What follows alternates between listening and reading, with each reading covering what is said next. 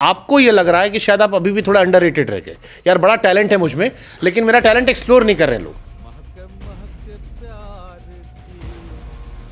ये सिर्फ टाइम की बात है। बिल्कुल ऐसे फील नहीं होता कि मैं अंडररेटेड हूँ। किस एक्टर को आपको लगता है कि ऑडियंस ने शोर मचाया जिसके बाद काम बढ़ गया? नवाज, पंकज, राजकुमार। 20-20, 21-21 साल के बाद रिकग्निशन मिला इन लोगों को। अभी मुझे 19 ही हुए हैं, हो सकता है 2 साल में हो जाए अपनी काया पलट।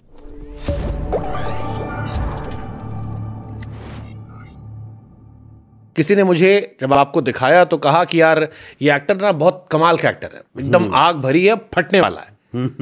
और फिर 2 साल बाद जब मैं आपसे मिल रहा हूं तो आपकी बात सुनकर मुझे लग रहा है कि आपको ये लग रहा है कि शायद आप अभी भी थोड़ा अंडररेटेड रह गए, यार बड़ा टैलेंट है मुझ में, लेकिन मेरा टैलेंट एक्सप्लोर नहीं कर रहे लोग, मुझे और ऑप्शंस नहीं दे रहे हैं वो जहां की मैं दिखाऊं कि देखो यार मुझ में दम है, मैं उस लीग में जाऊं जहां पर नवाजुद्दीन सिद्दीकी, पंकज त्रिपाठी, मनोज वाजपेयी, के या इरफान खान हुआ करते थे। मैं उसी लीग का एक्टर हूं, बट वहां पहुंचाने के लिए मुझे ये रास्ता पकड़ना पड़ेगा जिसमें तिकड़म लगा रहा हूं। अब यार पता नहीं उन लोगों ने कौन सा ऐसा तिकड़म लगाई थी कि वो वहाँ पहुँच गए। और मुझे तो बहुत बार ये भी लगता है कि हम लोग ना, जैसे अब नवाज़ की बात करें तो नवाज़ की अगर बात करें तो नवाज़ और मैं उन दिनों से एक दूसरे को जानते हैं जब नवाज़ नहीं थे, और मतलब हम लोग एक दूसरे के, मेरे तो घर भी 1-2 बार आए थे वो, मैं उनके लिए मतलब खाना वाना ये वो फलाना शूल उल के टाइम से सरफरोश शूल नहीं, उतना भी दूर नहीं, थोड़ा बीच में, मतलब जब तक आई थिंक नवाज़ ने गैंग्स नहीं करी थी। वासेपुर के हाँ, वासेपुर से पहले तो यार उससे पहले भी तो वो आदमी काम कर रहा था, एक्टर तो वो तब भी बहुत अच्छा था जब वो 2-2 सीन करता था, 3-3 सीन करता था। और आई थिंक जहाँ तक मुझे याद है नवाज़ का एक इंटरव्यू मैंने देखा तो उसमें उसने बोला भी था कि वो उन्होंने अपनी माता जी से जब बात करी थी तो उन्होंने बोला था कि बेटा कूड़े का ढेर भी जो है ना अपनी जगह बदलता है, तो तेरा भी टाइम आएगा। तो आई थिंक ये सब हमारे प्रोफेशन में ना, आई थिंक जनरल लाइफ में यार ये सिर्फ टाइम की बात है, और मुझे बिल्कुल ऐसे फील नहीं होता कि मैं अंडररेटेड हूँ। ये एक्चुअली फील होना चाहिए जो लोग मुझे पसंद करते हैं। तो लोगों ने ज़रूर बोला है मेरे बारे में कि अंडररेटेड एक्टर है, और मैं कमेंट्स भी कभी कभी पढ़ लेता हूँ तो अंडररेटेड एक्टर है और काम मिलना चाहिए।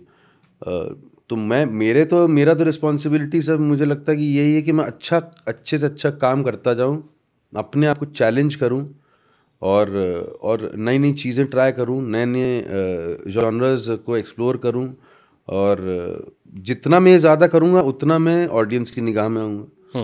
ऑडियंस की निगाह में आऊँगा तो ऑडियंस मुझे लगता है बॉस खुद ही शोर मचाती है अपने एक्टर के लिए, फिर लोगों को करना पड़ता है नोटिस। नहीं तो जैसे किस एक्टर को आपको लगता है कि ऑडियंस ने शोर मचाया जिसके बाद काम बढ़ गया? नवाज़, पंकज, राजकुमार राव अपना, और सब गैंग्स ऑफ वासेपुर वाले, और इरफान भाई। यार ये लोग तो कब से हैं यार, मतलब 20-20, 21-21 साल के बाद रिकग्निशन मिला इन लोगों को, तो अभी मुझे 19 ही हुए हैं, हो सकता है 2 साल में हो जाए अपनी काया पलट। और तो हाँ, ये यार मैं और मतलब समझ रहे ना, एक्टर को ये जो दुनिया, एक्टिंग की दुनिया है, क्रिएटिविटी की दुनिया है, इसमें आई थिंक आप बस इतना ही कर सकते हो कि आप लगे रहो यार, और इससे ज़्यादा आप कुछ नहीं कर सकते हो, और कुछ ना कुछ एक दिन कुछ ना कुछ होगा अगर आप ऑनेस्टली काम करते जा रहे हो। अच्छा, हमने कहीं पढ़ा आपके बारे में कि आप जब आए थे आपको पहली पिक्चर मिल गई थी, फिर 10 महीने में। हाँ, फिर दिमाग में थोड़ा चढ़ गया। हाँ, थोड़ा चढ़ा, ऐसा चढ़ा कि वो मतलब 3-4, और ये चढ़ना ऐसा होता है ना भाई कि ये सीधे ही धक्का मारा उसने 4-5 साल पीछे, ऐसा नहीं कि लोगों ने कोई बहिष्कार कर दिया मेरा, बॉयकॉट हो गया मेरा। अपॉर्चुनिटीज प्रेजेंट हुई, और तुम अपने आप को खुद ही मतलब गधा बनाने पे तुले हुए हो, तो चली गई वो हाथ से। अब वो जब चली गई है तो फिर मेरे अंदर ये भी नहीं कि बैठ के रोता रहा हूँ घर पे, तो फिर मैंने फिर बैक टू स्क्वायर वन, फिर से शुरुआत करो। मेरी है एक ऐसी आदत, मुझे ऐसा लगता है कभी कभी कि मैं उड़ते हुए तीर जो है ना ज़बरदस्ती की ले लेता हूँ, वहाँ मैं खुद पहुँच जाता हूँ। हाँ, मैं मतलब जा भी रहा हूँ ना इधर उधर से तो पकड़ लूँगा उसको मैं कि कहाँ जा रहे हो भाई, इधर आओ ना। और ऐसी 2-3 बार मैंने चीज़ें करी हैं। मैं डैनी बॉयल से मिला यार, मतलब मैं उनका फ़ैन था बचपन से ही, सारी फिल्में देख रखी उनकी।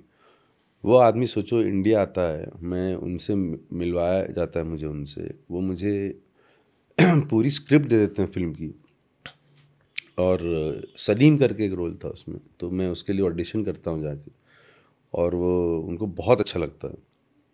फिर 10-12 दिन के बाद आता है वहाँ से कमेंट कि यार तुम ना बहुत उम्र में बड़े हो इस रोल की। तो मैं फ़ोन पे बोलता हूँ भाई मुझे मेरी बात करवा, ये सब अभी मत करो, मैं मतलब वज़न कम कर लूँगा, सब कुछ कर लूँगा, एकदम छरहरा लौंडा लगूंगा, किसी भी पता ही नहीं चलेगा कि मेरी उम्र है ना 30 साल ले 29 साल ले जो भी है। तो इतनी प्यारी बात बोली ना उन्होंने यार, उन्होंने बोला कि यार उम्र तो कम कर लोगे लेकिन ये जो मैच्योरिटी है उसका क्या करोगे। वो लड़का जो है वो 16-17 साल का होना चाहिए, तो इतना तुम मैच्योरिटी लेवल नीचे करोगे तो एक्टिंग करने लग जाओगे। इस तरीके की वो आदमी मुझसे बात कर रहा था। फिर उन्होंने मुझे ये ऑफ़र दिया, ये जो इरफान भाई ने रोल किया है ये, ठीक है। मैंने वो स्क्रिप्ट पढ़ी हुई थी, मैंने कहा ये कैसा रोल है यार, इसमें तो मतलब क्या है, वो एक कमरे में बैठा हुआ है, इंटेरोगेट कर रहा है पुलिस ऑफिसर, अकल ही नहीं थी भाई। मैंने इरफान भाई को देखा तो मेरा तो दिमाग ही हिल गया। मैंने कहा मतलब कितनी बार ऐसी गलतियां करेगा मेरे भाई, तो ऐसी ऐसी चीज़ें होती रहती हैं यार। अभी right place the right time होऊंगा तो इनसाइड एज मिल गई।